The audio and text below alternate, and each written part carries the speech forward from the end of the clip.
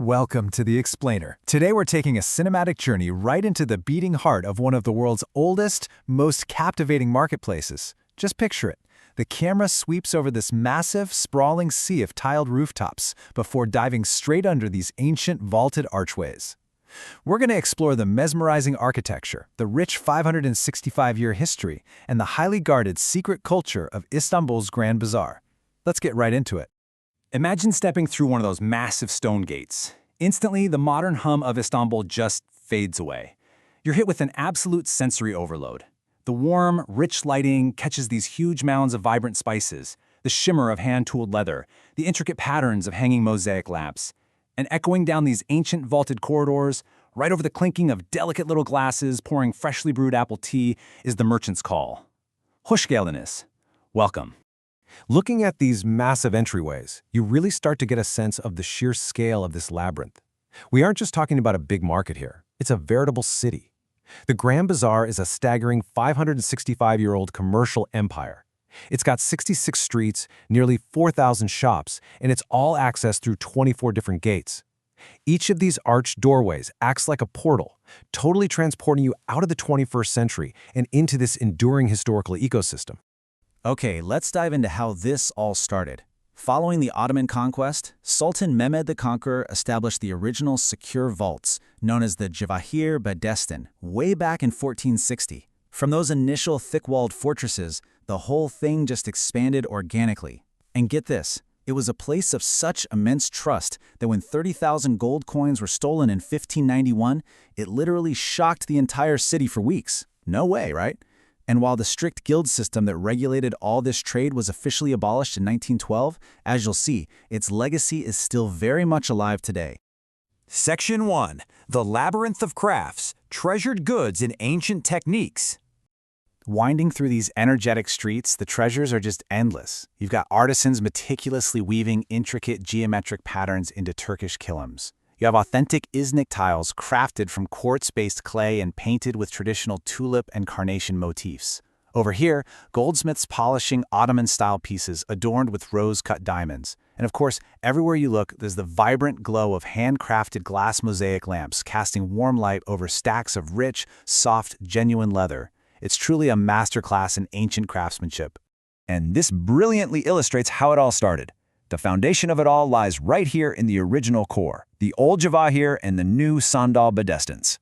These were essentially inner fortresses, capped with heavy domes built specifically to store and protect the most precious jewels and highly valued silks imported from the East. The rest of the bazaar, with its thousands of bustling shops, simply grew organically around these two unshakable centers. Moving on to Section 2, the lifeblood, decoding the secret merchant culture. Now, what's really interesting about this is that while serving tourists from all over the world, these tight-knit shopkeepers actually have their own entirely secret language. In fact, it even won a Science Council award in Turkey for its linguistic uniqueness. They use it to communicate right in front of you. So money is yekan. The US dollar is green. If you look way too eager to buy something, they'll call you a lokum, which means Turkish delight. A super long, drawn-out negotiation is asking for a bride, and going bankrupt is alabora, or capsizing. It's such a brilliant, fun survival of their historic community spirit. And that tight-knit community? It was totally forged by the ancient guild system. For centuries, this system ruled the bazaar. Prices were strictly set by the state. Advertising was actually completely banned.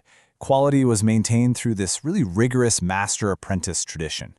All of this created an environment of absolute trust and ethics, which, if you think about it, is exactly why that 1591 coin theft we mentioned earlier was such an unprecedented, earth-shattering scandal at the time.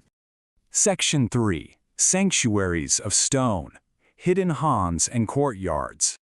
Now, if you look really closely between the chaotic, overflowing shop fronts, you might spot these narrow, totally inconspicuous doorways. They don't look like much, but they're actually medieval travelers' inns called Hans. If you pass through these quiet portals, leaving all that intense commercial noise behind, you emerge into serene, open-air courtyards. There are no modern logos here, no haggling, just timeless stone archways and leafy, peaceful retreats. This perfectly captures the atmosphere, much like writer Edmundo de Amicis described it way back in 1877. He saw it not just as a building, but as a, quote, veritable city. These hidden Hans are exactly where you find those little squares, the marble fountains, and the quiet tea gardens where locals retreat and craftsmen can actually sit and do their meticulous work in utter peace. One absolute must-visit sanctuary for history buffs is the Zingirli Han. Picture this, stunning courtyard with beautiful pink facades framing a classic marble fountain. If you head up to the second floor of this particular Han, you're going to find generations-old workshops. Inside, master goldsmiths are practicing the multi-step, authentic Istanbul style of jewelry making, doing everything from sand casting to intricate engraving. It is quite literally a living, breathing museum of craftsmanship. Okay, Section 4. The Art of the Deal, Mastering the Bazaar's Bargaining Ritual. Looking purely at the economic mechanics of the bazaar, timing really is everything. If you visit in the morning, specifically after 11 a.m. once they've had their tea, salesmen are caffeinated and eager to hit their mandatory daily quotas. This means they might actually take a lower commission just to get a sale on the board. Alternatively, visiting in the late afternoon, right before the gates close, can also be incredibly effective. Why? Because shopkeepers want the psychological win of securing one last deal for the day. So the crucial point here is understanding the steps of this social dance. First off, browse around and compare prices. Don't just buy at the first shop you see. Second, remember our secret jargon. Don't be a locum. You gotta hide your enthusiasm for an item to keep your leverage. Third, when they offer you tea, accept it. It's a lovely gesture of hospitality, not some binding contract to buy. And finally, counteroffer with a smile. It's a conversation, not a battle, guys. If you don't like the price, simply say thank you and walk away. Honestly, that often triggers their absolute best offer.